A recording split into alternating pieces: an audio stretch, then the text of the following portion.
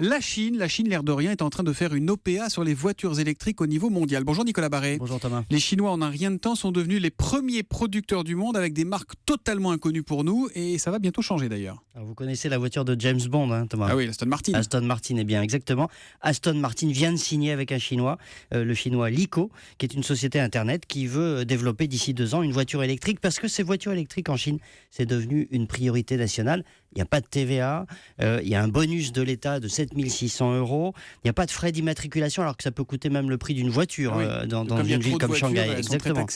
Bref, tout est fait pour aider ces industriels chinois à devenir des leaders mondiaux, et ça marche. En 2015, la Chine est donc devenue le premier marché mondial pour les voitures électriques et les hybrides rechargeables, comme on dit, devant les États-Unis. Bon, ça se fait quand même moyennant une bonne dose de protectionnisme à la chinoise. Alors oui, une grosse dose même. D'abord, toutes ces aides dont bénéficient ces voitures électriques sont réservées aux marques chinoises. Ça, ce serait même pas possible de le faire en Europe. Et puis c'est comme ça que, du coup, le premier constructeur mondial de voitures électriques, qui n'est pas Tesla, qui s'appelle BYD, qui signifie Build Your Dreams en anglais, donc c'est construisez vos rêves.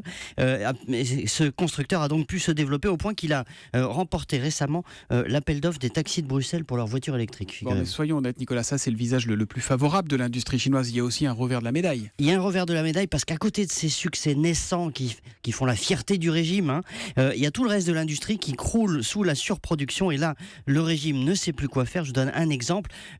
En 2011-2012, quand les usines tournaient à plein régime, la Chine produisait à ce moment-là, en 2 ans, plus de ciment que les États-Unis pendant tout le XXe siècle. Wow. C'est vous dire l'énormité de ces excédents. C'est la même chose dans l'acier.